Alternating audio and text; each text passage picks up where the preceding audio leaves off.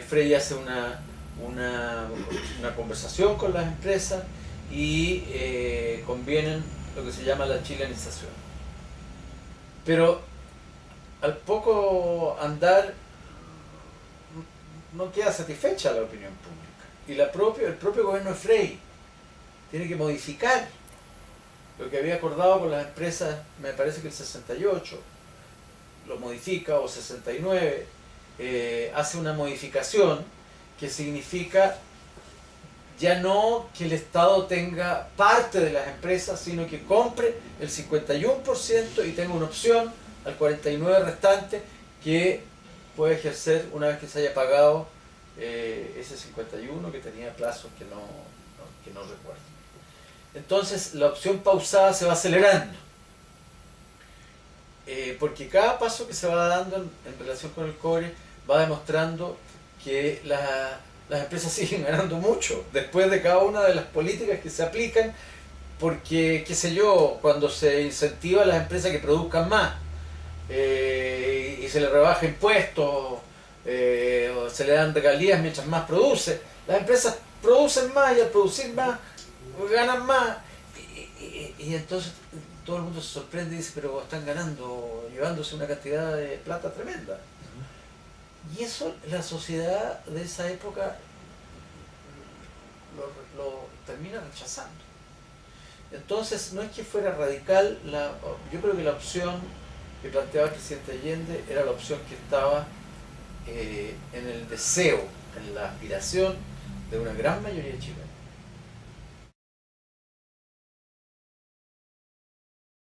Mire, yo creo que el momento político del 71 se construyó desde bastante tiempo atrás, o sea, es una acumulación de, de empeños por poner el tema del cobre como un tema central en Chile.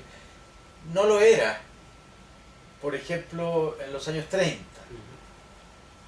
y poco en los años 40.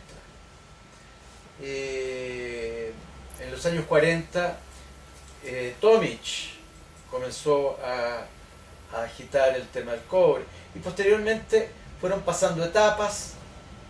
Hay una foto muy bonita, por ejemplo, de cuando dos senadores comunistas que estaban en ese momento perseguidos fuera de la ley, porque existía la ley de defensa de la democracia, le están entregando a un senador socialista el primer proyecto de nacionalización del cobre, y eran Salvador Ocampo y Elías Laferte.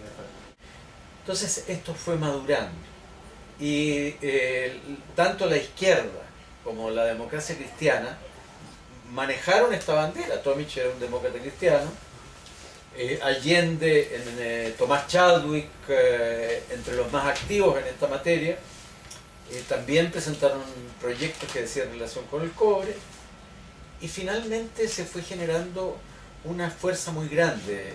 Imagínese usted que el programa de Allende decía que había que nacionalizar el cobre, las principales riquezas naturales, el hierro, el carbón, etc.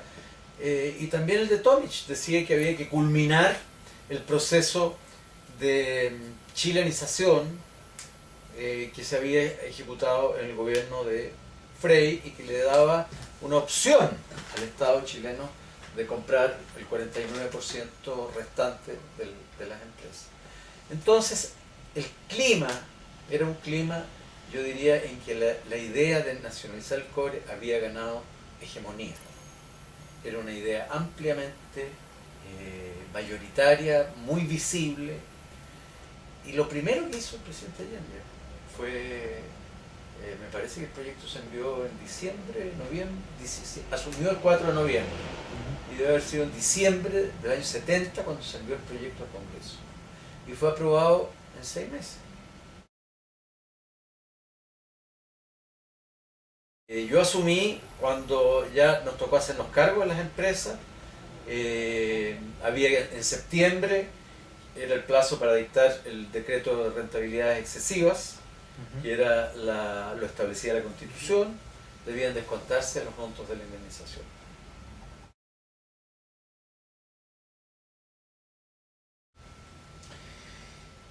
Bueno, primero le explico. Había 4 minas, 4 empresas que se estaban, formaban lo que se llama la gran minería, que era aquella a la que se le aplicaban las normas aprobadas en la reforma constitucional. Chuquicamata, de Anaconda, el Teniente de Kennecott, El Salvador de Anaconda y Río Blanco o Andina de Cerro Corporation. La Constitución fijaba un procedimiento para indemnizar. Ese procedimiento consistía en establecer el valor de libros. Eso se hizo. ¿Cuál era el valor de libros? Porque la indemnización se pagaba de acuerdo al valor de libros. Las empresas habían pagado tributos de acuerdo al valor de libros y por lo tanto es lo que ellas mismas valorizaban su patrimonio para los efectos de tributar en Chile. A ese monto había que descontarle, según la Constitución, las rentabilidades excesivas, entre comillas, que hubieran obtenido las empresas a partir, si mal no recuerdo, de 1953, que era el año en que había, desde que comenzaba a haber estadísticas. Entonces, ¿quién determina qué es excesivo? Para determinar lo que es excesivo, el presidente de la República tenía que dictar un decreto que fijara cuánto era la rentabilidad razonable. Sobre eso era excesivo. Y ese decreto se dicta en el mes de septiembre del año 71.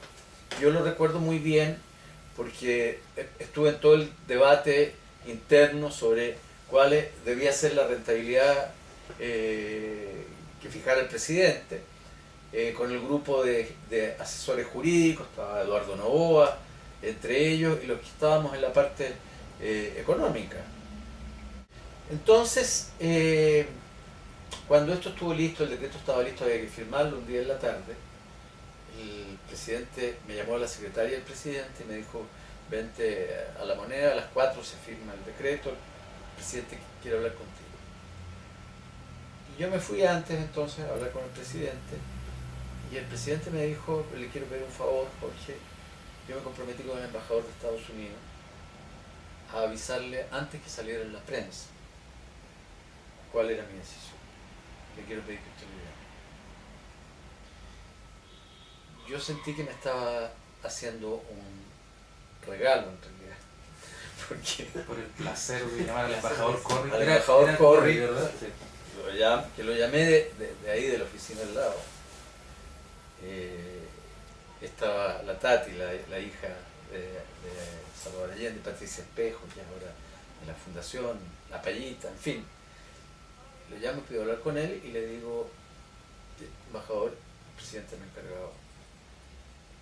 Y el embajador me dice al otro lado del teléfono: pero eso significa que no hay indemnización. Entonces yo le digo: no lo sé, embajador, eso lo determina el Contralor.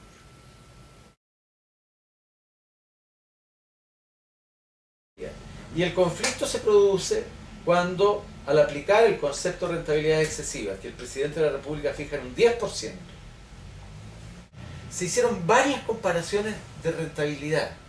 Y yo le voy a decir lo siguiente: la diferencia entre la rentabilidad que obtenían estas empresas en sus inversiones en Estados Unidos, por ejemplo, y sus inversiones en Chile, era gigantesca. Las inversiones chilenas estaban claramente manteniendo a flote a esas empresas, dándole a sus accionistas altas tasas de ganancia que no podían generar en sus propias economías. Entonces se hizo un estudio, no fue un capricho, y se fijó esta como la tasa razonable.